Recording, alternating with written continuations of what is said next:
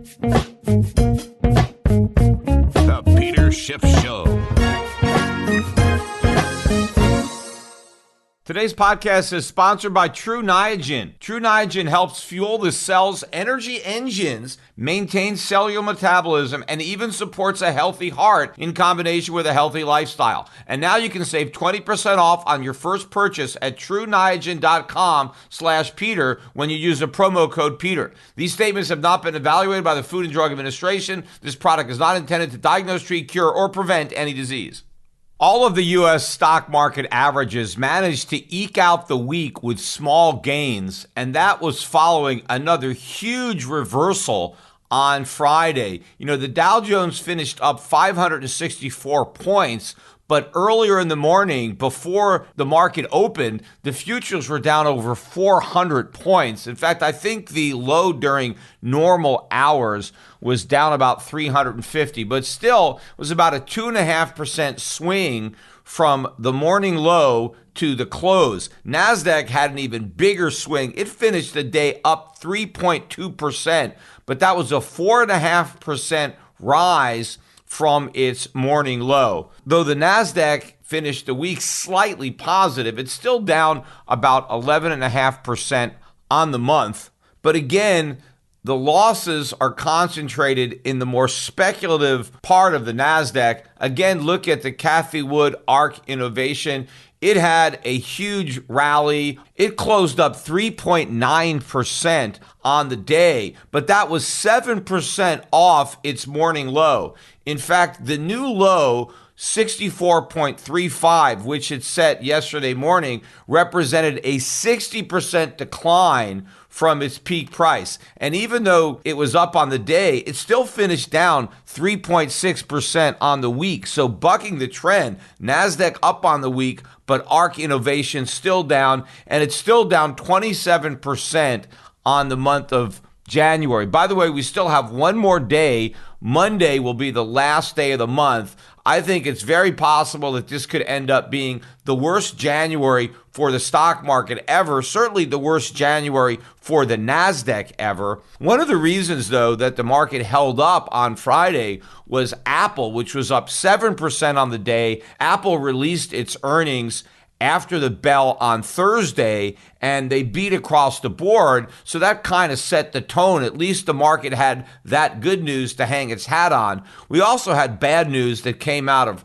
the trading app Robinhood. I've talked about Robinhood on this podcast quite often. I've been very bearish on that particular business model ever since the company came public last year. Well, they reported horrible results, worse than expected after the bell on Thursday, and the stock tanked. It was down maybe close to 20%, 15% or so, traded below $10 per share. I think the low was like $9.94 during the normal session. It may have traded a little lower than that in pre-market. I think it did, but that represented an 88% fall from its all-time high, $85 a share, and it set that high in the second week of trading. So it went public, and then in the very next week, in August of last year, the stock traded at 85, and yesterday morning, it traded hands at under $10. Now, we had this big reversal in the stock.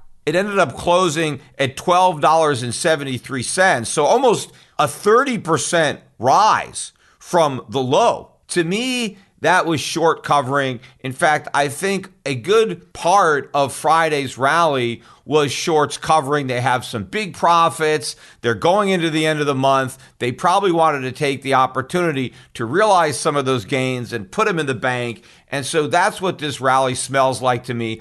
I do not think the stock market is out of the woods by a long shot. I think we still have some work to do on the downside. And by the way, the worst is not over for Robinhood. Think about that company, because Robinhood's customers, the millions and millions of people that have downloaded that trading app and have been buying and selling stocks and cryptocurrencies, all these guys are going to go broke. I mean, if you have a business and all of your customers are broke, what's that business worth? I mean, you don't have any value if you don't have any customers, because if your customers are bankrupt, they can't generate any earnings for you. The Robinhood customers are the ones that loaded up on Robinhood stock and all of these other meme stocks and cryptocurrencies that are now collapsing. So they are in the process of getting wiped out. And if Robinhood couldn't make a profit during the bull market, which it didn't, how is it going to make a profit during the bear market, which it can't? This company is never going to make a profit. And if you're never going to make a profit, well, then how are you going to stay in business? They can't. They've been able to stay in business because they've been able to sell stock to investors. Well, how are they going to do that in the future when the people who already bought stock are getting killed? In fact, what's really going to be a problem for Robinhood is going to be lawsuits. They are going to be inundated with millions of FINRA arbitrations because all of these people who lost money are going to sue to get it back. And there's a big difference between losing your money at Robinhood versus losing your money at a casino. Because when you lose your money in a casino, it's pretty much gone, right? You can't sue the casino, although some people have tried, but they generally lose. I mean, even if you get yourself drunk and you lose all your money, it's your own fault. You can't ask the casino for your money back. But of course, most people, when they go to a casino, they pretty much know they're going to lose their money. I mean, they hope that they win. I mean, that's part of the excitement because you might win,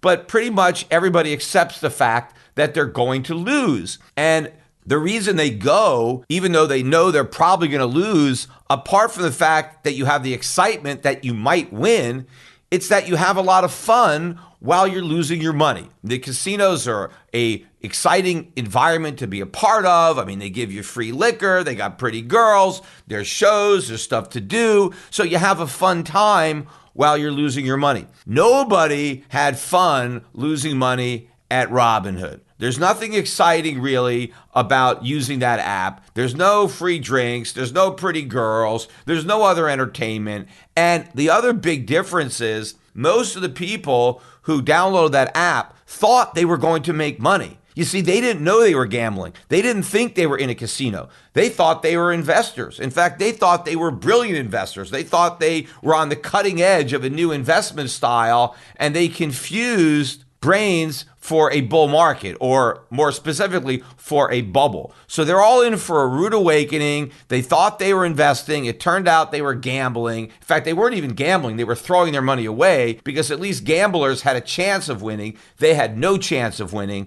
and they are going to be filing these arbitrations because it cost them nothing. You have a whole cottage industry out there of lawyers and people that work for lawyers out there on the internet trolling for people who lost money in the market so they can shake down brokerage firms in FINRA arbitrations, because everybody who has a brokerage account has the right to file an arbitration. You can't throw it out based on the fact that it's frivolous. It's not like a normal trial where you can have a motion to dismiss and have it thrown out. Everybody gets their day in FINRA court. FINRA bends over backwards to be nice to the customers. So any customer who lost money gets his day in court to try to argue why he should get it back. And there is a saying in the brokerage industry that any small account comes with a free put. What does that mean? That means that if you allow a customer to open up a small account and that customer loses money, you pretty much have to give it back. Because if the customer files a lawsuit over those losses, even if the brokerage firm did nothing wrong, it's so expensive to defend against the suit, and you can never get your attorney's fees back.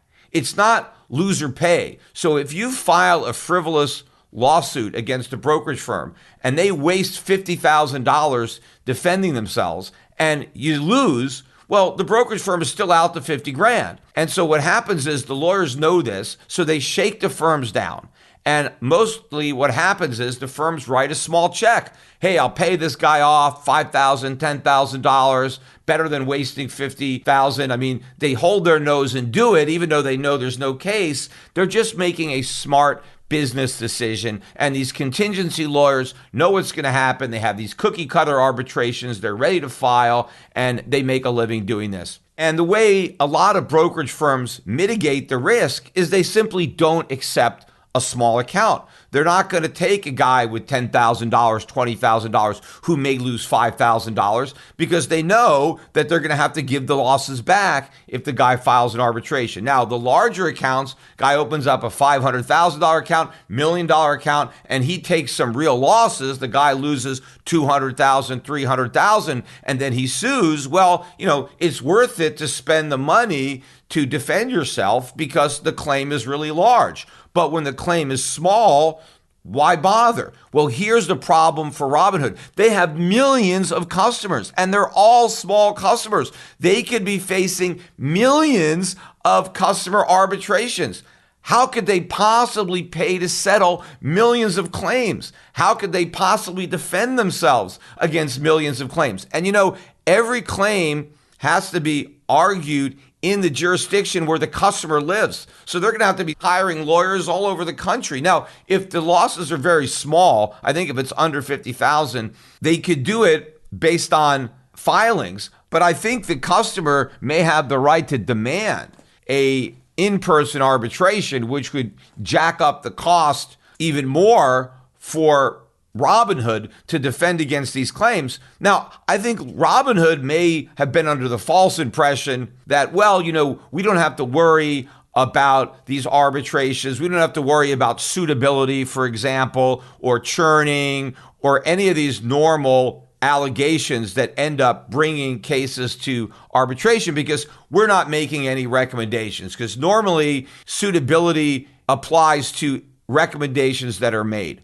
But I think the contingency lawyers are going to be able to argue that even though the orders were unsolicited, that the firm itself, with its marketing campaign, effectively solicited all these transactions, that the gamification of their app, they made it so easy to trade, and they basically induced these young people, inexperienced, novice investors, didn't know what they were doing, and they put them in a position to lose all their money. And they did nothing about it, that there was some type of fiduciary responsibility to protect these customers from themselves, to warn them, to do things. And once you saw how foolish they were trading and how they were buying this overpriced nonsense, that they should have cut them off, kind of like saying, hey, a bartender, when you keep serving somebody alcohol and they're obviously intoxicated, maybe you're responsible if they get behind the wheel and then kill somebody. You got to be responsible enough to cut the customer off when they've had too much to drink.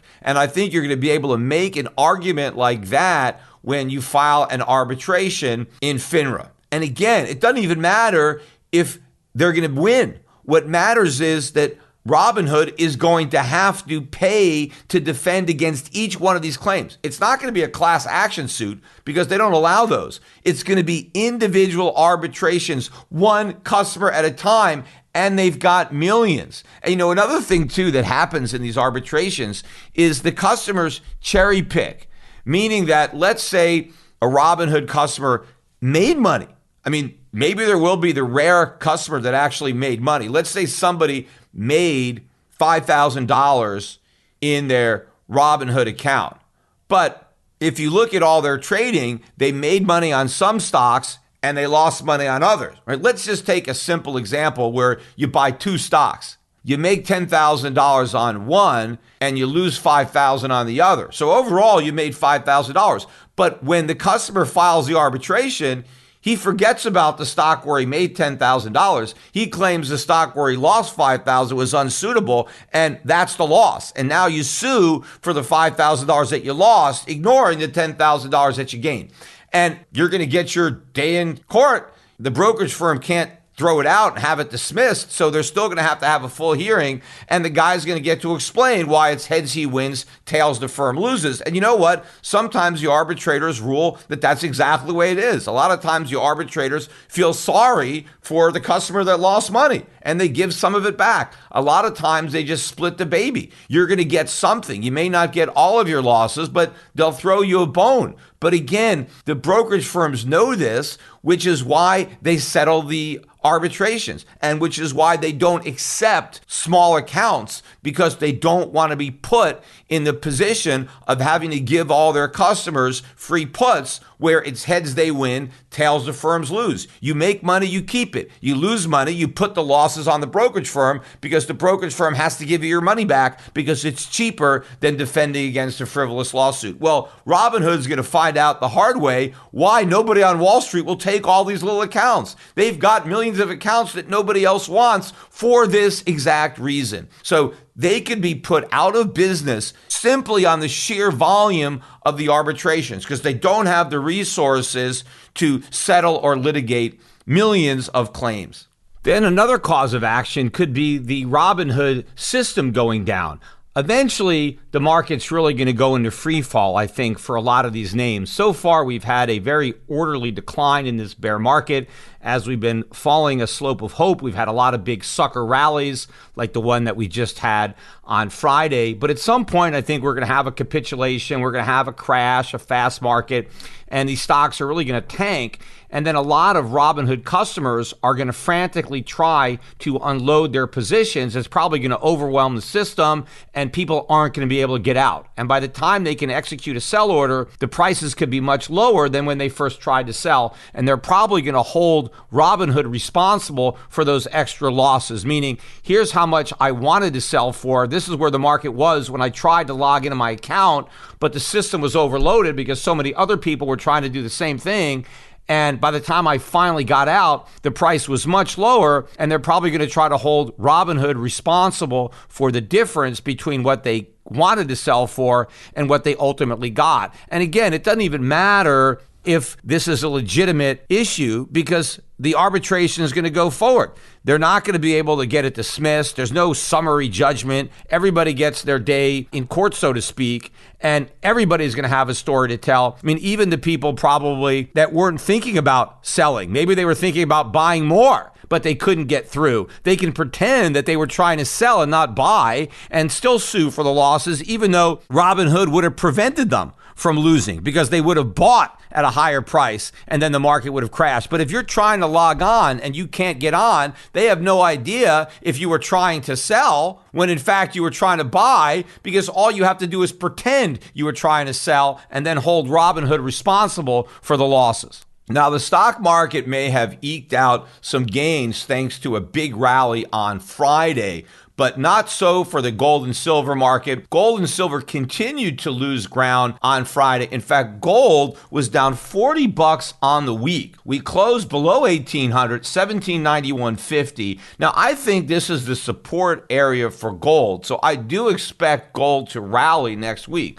We'll see if I'm right. Silver really got beaten up. It was down $1.70 on the week, so it was a terrible week for the mining stocks. Gold and silver mining stocks down. GDX down 7.4% on the week. That was a big loss. In fact, the biggest losers were the silver stocks. Almost every silver stock I own hit a 52-week low on Friday. So I pointed out on my podcast how I thought silver looked like it was leading the market higher. Now it's leading the market lower. There is tremendous volatility here in the metals market as traders are trying to brace themselves for the rate hikes that Powell is promising to deliver.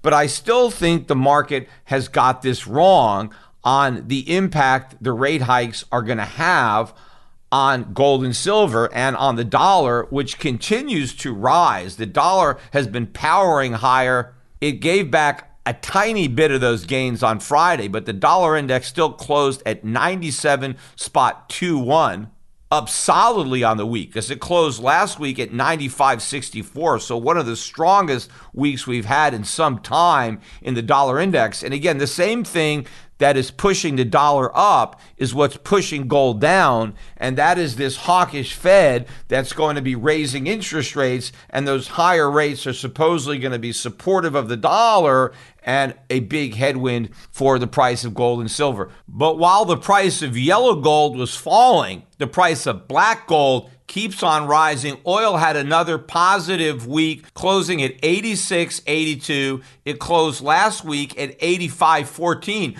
But look at the intraday high on Friday. A barrel of oil traded as high as $88.84. That's the new high water mark. I expect that the markets will take that out next week. In fact, I think by the time Powell gets around to that first rate hike in March, the price of oil will likely be above $100 a barrel, meaning that the Fed is continually falling further and further behind the inflation curve as it waits patiently to pull the trigger. But again, Powell is only talking tough about raising rates because he believes that we have this super strong economy, or at least that's what he claims. And he also claims that these rate hikes are not going to hurt the economy. They're not going to hurt employment because it's so strong, and that maybe higher rates have been a problem for the economy in the past, but it won't be a problem in the future because the economy is so much stronger now than it's ever been. I mean, he's talking about the economy as if it's never been this strong. The labor market has never been this good.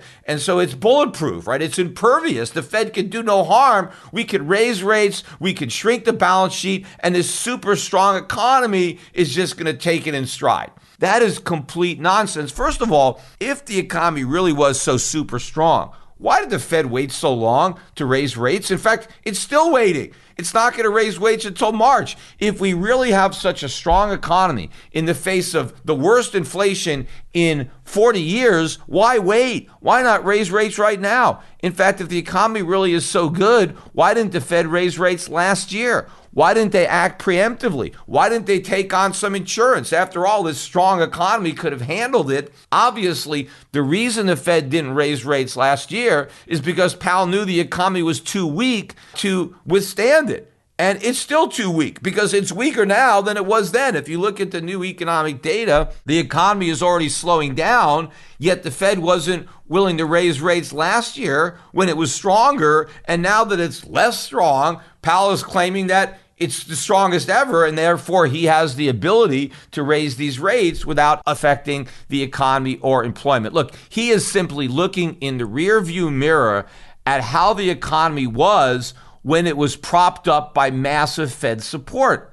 Now, Powell thinks he can remove the very support that was underlying the economy, and the economy is going to be fine. It won't. It will come crashing down. The reality is, it's not a strong economy. It is a bubble. This is the biggest bubble we've ever had. Powell doesn't know the difference between a bubble and a strong economy. In fact, no one at the Fed seems to know when we have a bubble. In fact, Alan Greenspan was famous for saying you never know when there's a bubble until after it pops. Of course, back then I was saying it was nonsense. If it walks like a bubble and looks like a bubble and quacks like a bubble, it's a bubble. And this is the mother of all bubbles, yet the Fed still doesn't understand that it exists, and it thinks it could take a pin to it. And in fact, because this bubble is so big, even the smallest of pins will prick it. The reality is the economy today is more vulnerable to a rise in interest rates, even a smaller rise than it was in the past, because the bigger the bubble, the more dependent it is on all that cheap money.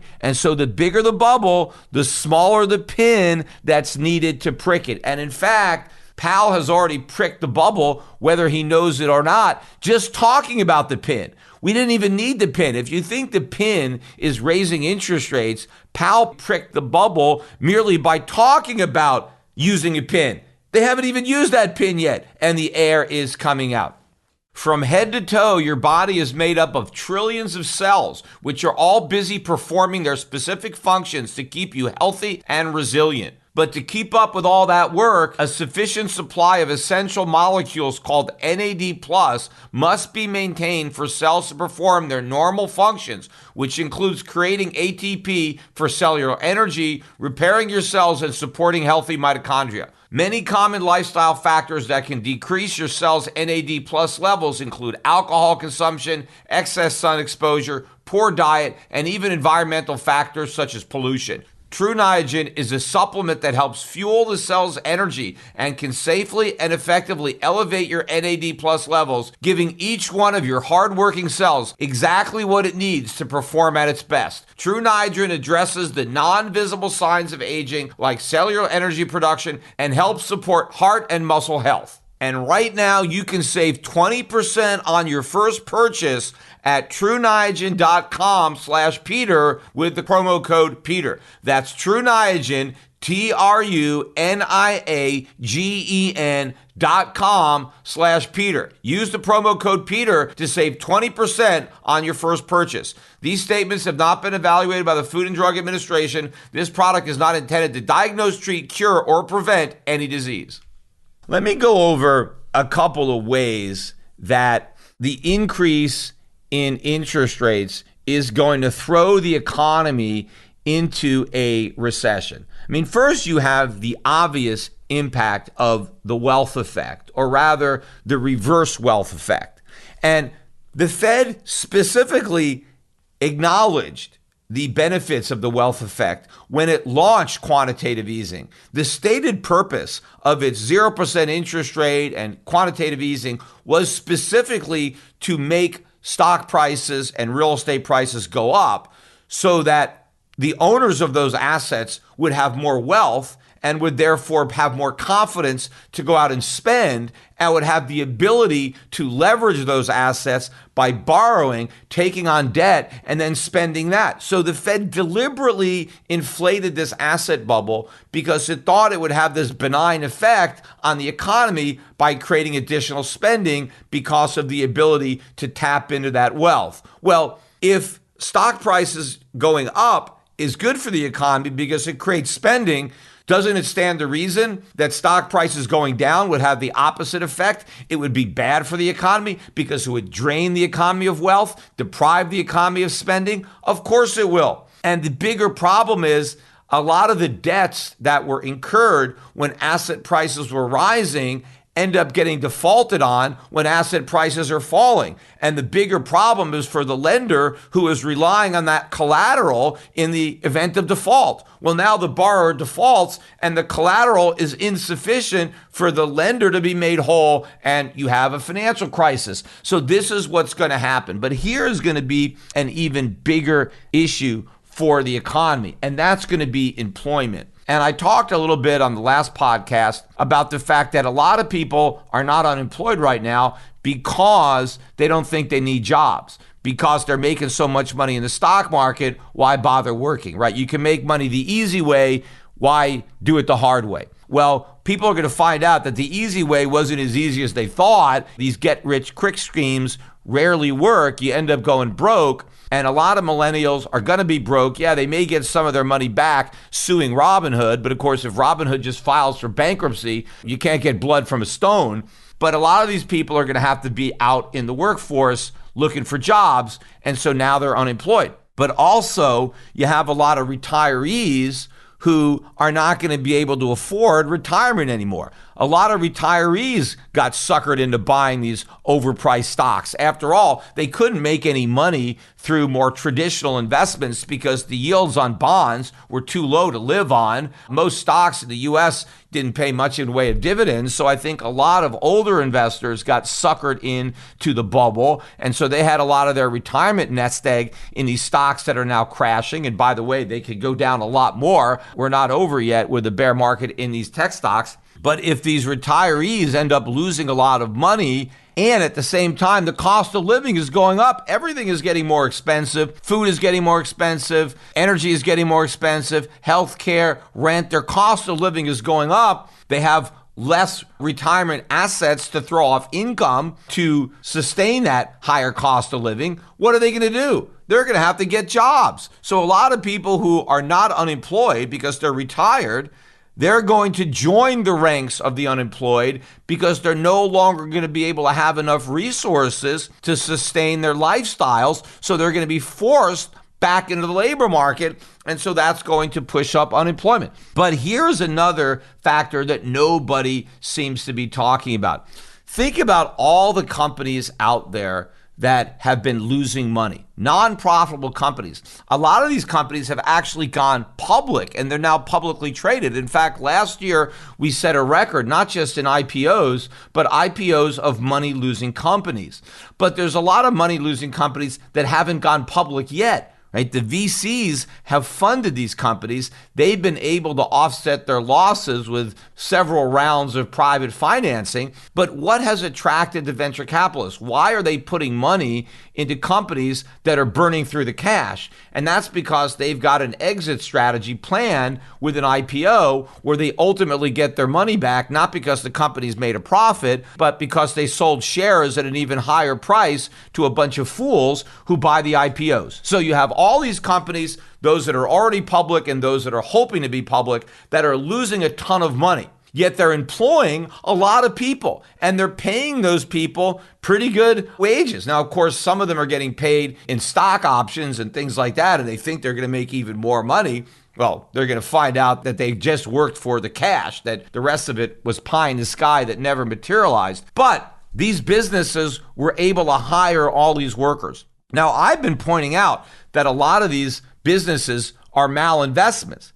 Especially I've talked about all of the companies in the crypto space. I mean, all these companies, by the way, are losing money too. None of these companies are profitable. And if they couldn't make money, again, in a huge Bitcoin bubble, a huge crypto bubble, if they still were losing money then, how can they possibly make money if we go through another crypto winter? Obviously, they can't. And so here's what's going to happen to all those companies that have been losing money and they've been relying on investors to make up their losses. The investors aren't going to want to pony up any more money. These companies are not going to be able to sell any more stock because the stocks are crashing. And so how are these money-losing companies going to stay in business with all these losses? Well, some of them won't, right? Some of them are just going to go out of business. But a lot of these companies still have a lot of cash that they haven't burned through yet, that they raised from venture capitalists or from an IPO. They're going to have to preserve this cash so that they can make it last as long as possible. They have to cut down on the bleeding. They may not be able to turn losses into profits, but they can try to minimize the losses so that they can maximize how long they can withstand them. They need to reduce the burn. They're not going to make money, but they're going to try to lose money more slowly. Well, you got to cut costs. And what is an obvious cost that you can cut? Labor. Mass layoffs across the U.S. economy are going to happen. So here you have Powell thinking, oh, we're going to raise interest rates and it's not going to hurt the economy. It's not going to hurt employment.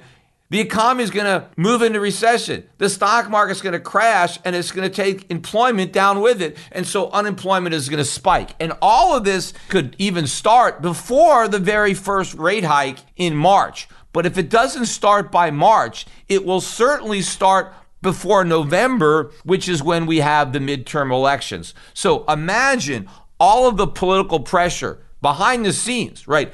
Biden is not going to put any pressure on Powell publicly because, after all, he chastised Trump for pressuring Powell and beating up on Powell for jeopardizing the Fed's independence. So he can't do that now without looking like a total hypocrite, although hypocrisy never seems to bother politicians. But I think in this case it might. So I think that Biden is going to keep his criticism behind the scenes, but he's certainly going to be putting a lot of pressure on Powell to reverse course if the economy is imploding and unemployment is rising, because we know one thing, inflation is not going to get better. The Fed is not going to do anything about inflation with these tiny rate hikes. In fact, even if these tiny rate hikes could do something about inflation, we won't see those effects until long after the midterm election because monetary policy acts with a lag. We're going to continue to see more price increases because the effects of the inflation that was already created in the past are still not fully upon us. So we're still dealing with the easy money policies of the past. To the extent that they tighten monetary policy, we're not going to see the results of that until the future. So I don't see how in the political environment that's going to be there, in the economic environment, that Powell is actually going to be able to deliver the rate hikes that he's promising, that he's actually going to be able to shrink the balance sheet the way he's promising. He's going to have to reverse course the gold market, the silver market, the dollar market still haven't figured this out yet. Now, some people might think, but we need lower inflation, and so the Fed has to stay tough because obviously voters are not happy about high inflation, and so we can't just say, hey, forget about inflation, pal. We just need you to print more money because you have to focus on your other mandate of employment in the economy, because those issues are still going to be more important. Inflation is the big issue now because it's the only problem the voters face.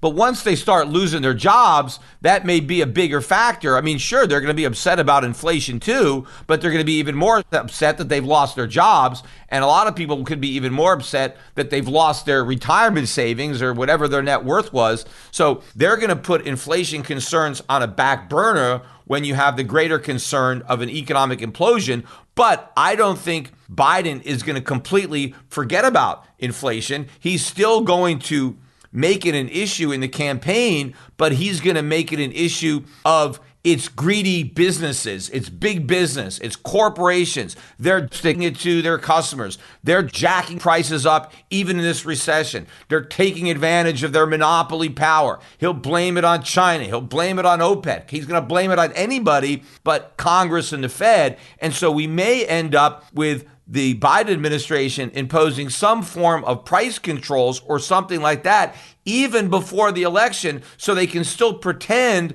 that they're fighting inflation, even though they're creating even more inflation to try to prop up an economy in recession in a midterm election. But somewhere along the way, the traders in the foreign exchange market and the gold market are going to figure out the end game, and they're going to start buying gold and selling dollars, because it doesn't really matter, even if the Fed raises rates, even if they start shrinking their balance sheet, just like in 2018, they're going to stop, they're going to reverse course. We will go back to zero no matter how high we get above it, and we won't get very high. We will be back down at zero. And even if the balance sheet shrinks somewhat, it's going to blow up. And here's, the big problem. In every past cycle, whenever the Fed raises interest rates, if you look and go back to 1980 and you look at how high interest rates ultimately go before the economy rolls over into recession, the peak of each rate hiking cycle is lower than the peak of the previous rate hiking cycle. And that's because the bubbles keep getting bigger and bigger. We have more and more debt. And so the more debt you have,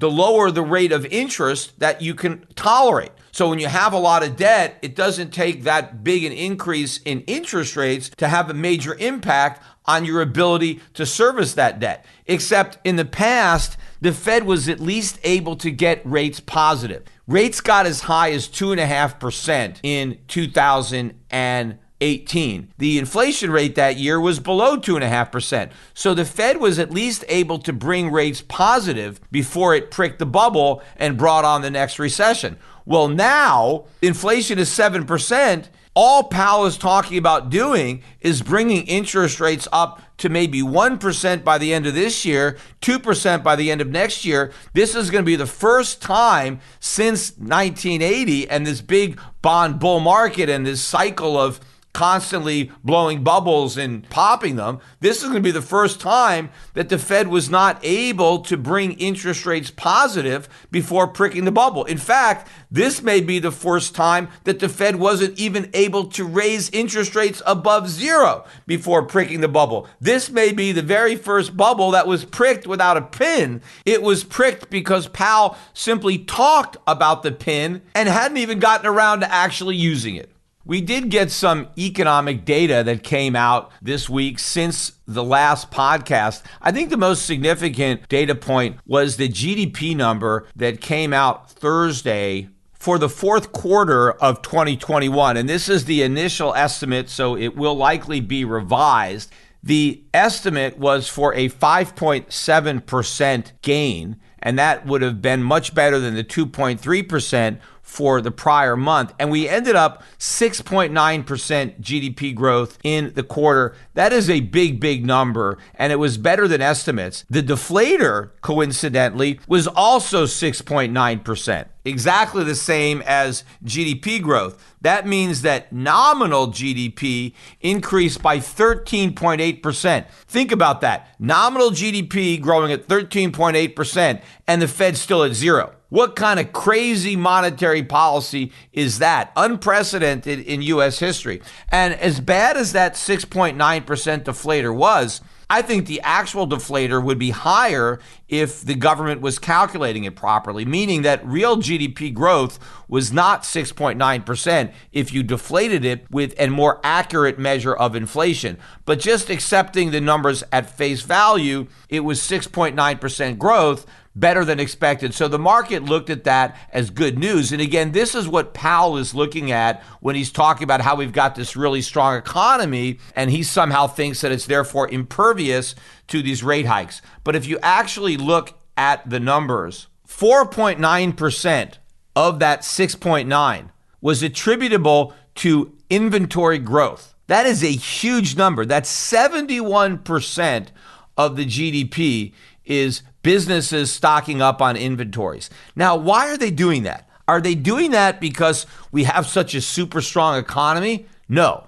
What is happening is businesses are now recognizing that inflation is not transitory, that they were lied to, and now they're trying to change their business plans to function in an inflationary environment. Because in the past, a lot of companies kept minimal inventory. There was something called just-in-time inventory. Hey, we don't need any inventory. It's a waste of money. Let's order it as we need it, and we'll keep a low supply of inventory. Prices aren't going up. Prices could be going down. We'll do something else with our capital, and we won't hold a lot of inventory. Well, that could work well in a deflationary environment or a low inflation environment. It doesn't work in a high inflation environment. So businesses need to adapt and they need to change. And so what I think companies are doing, given the new reality of permanent inflation, is they are loading up on inventory now because they know the price of all the stuff they need is going to go up.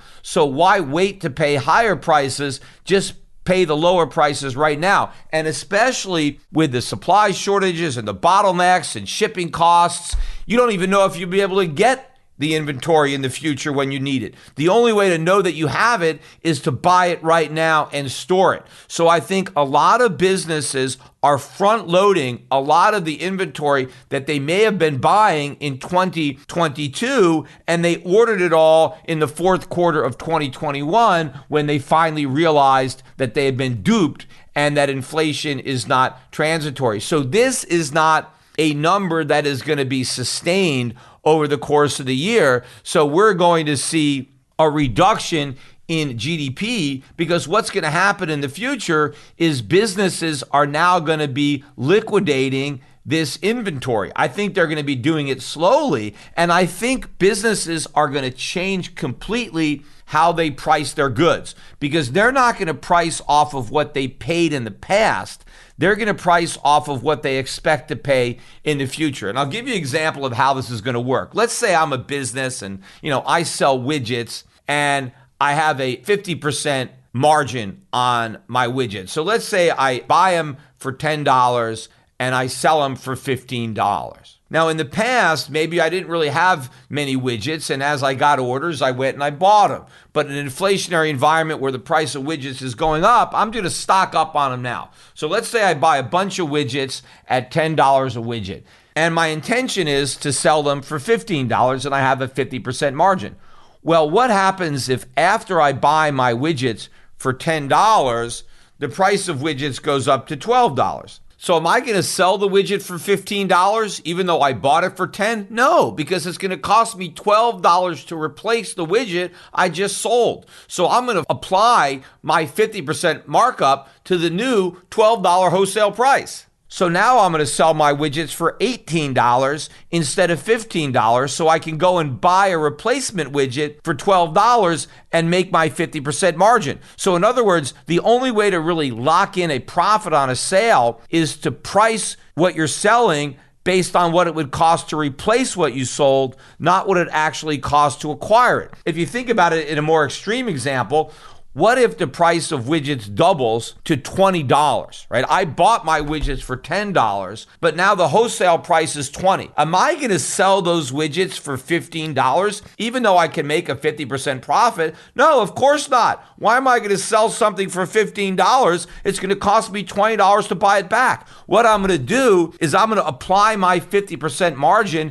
to the new $20 market price. I'm going to sell my widget for $30 and then I'm going to go buy one back for $20 so I still have a 50% margin. That is the only way that businesses can survive in an inflationary environment. So this is what's going on. Businesses are evolving to a whole new way of managing their inventory and pricing their products, and consumers are going to be paying through the nose.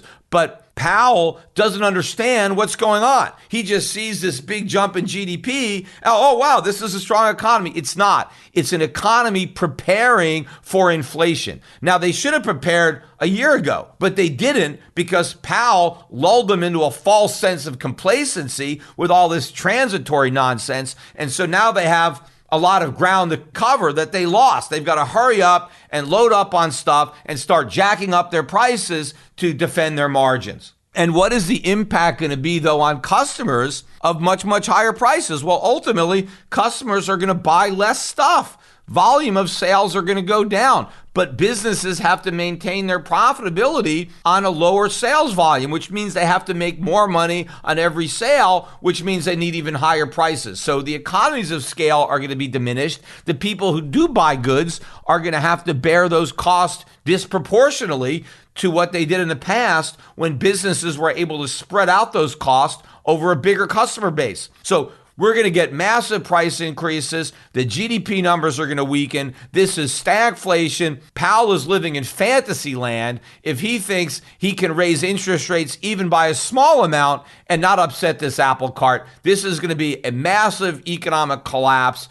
The only way to postpone the pain is to reverse course. And again, that is exactly what I expect the Fed to do. And if the markets understood that, we would be seeing something completely different when it comes to gold and silver. But what we're already seeing, and I'm continuing to be validated here, is on the rotation to value. Because once again, value outperformed growth this week. Look at some of these telecom stocks I own. Very, very strong weeks, big gains. In fact, the gains I am having on my non-gold stocks are still outweighing the losses on my gold stocks. So we're still positive on the year, despite the fact that the U.S. market is tanking and the fact that we're losing on our gold stocks because we're more than offsetting those losses by gains on our non-gold value dividend-paying foreign stocks. But ultimately, I expect those gold stocks to be our biggest gainers. So I think ultimately they're going to help increase the returns on our portfolio, and they're going to stop subtracting from those returns.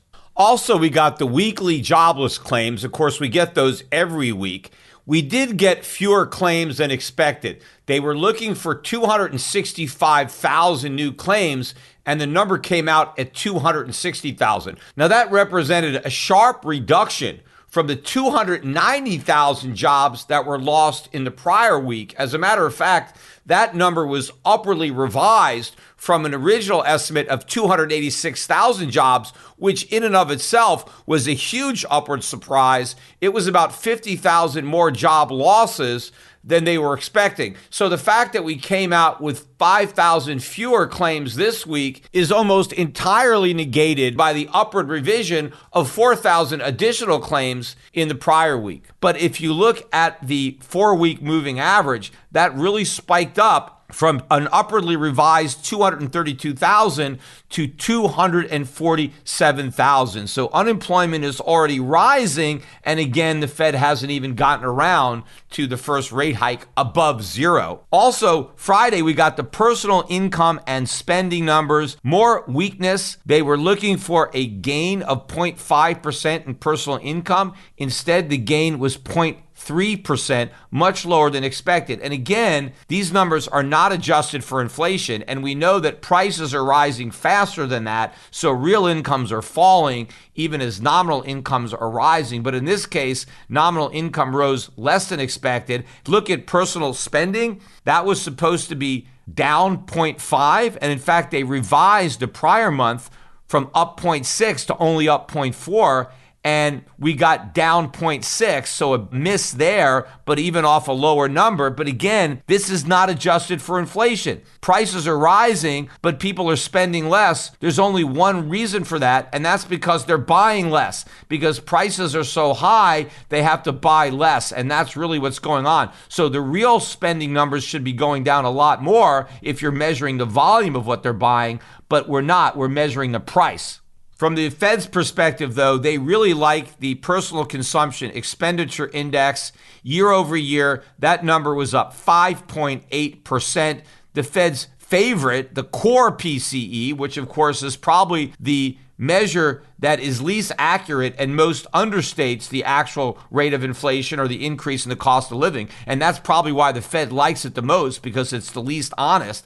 That one was up 4.9% year over year. I don't know, 40 years high. I don't know when the last time it was we had a core PCE up 4.9% year over year. But that is so far above their supposed 2% target, yet somehow the Fed is confident that it's going to bring this inflation rate back down to 2% by slightly raising interest rates above zero. It's never happened. I don't think there's ever been a situation where you've been able to fight inflation with negative real interest rates. You always need positive real interest rates. But thanks to the Fed, that's an impossibility because the economy has way too much debt to ever afford a positive real rate of interest. We have so much debt that negative real interest rates are the highest rates that we can afford to pay. And in fact, they have to be really negative. If they're less negative, we probably can't even afford that. Another number that should be troubling for the Fed was the consumer sentiment number. The prior month in December, we were at 68.8. The consensus was for a slight drop to 68.6. Instead, we dropped all the way down to 67.2. Why is consumer confidence plunging? Because prices are surging. And that confidence number is going to be even lower when unemployment really starts to pick up and the economy really starts moving more towards recession. Of course, Biden's approval rating is plummeting as well. And so there needs to be something done to try to prop that approval up coming into the midterm elections. And of course, a lot of that negative approval is filtering down to the Senate and the House of Representatives. So it could be a huge Republican wave in November as everybody wants to throw the bums out based on stagflation, based on the misery index. And so the Democrats are going to do anything they can to try to put as much lipstick on this pig as possible. And the only makeup artist they've got is the Fed. So as I said, a lot of pressure is going to be put behind the scenes on Powell to find some way to postpone the pain until after the midterms. Then, of course, they're going to try to postpone the pain until after the general election. I mean, that's all about trying to kick the can down the road until you get past the next election. Well, we've run out of road, and this can is too big to kick, although that's not going to stop them from trying and breaking their toes.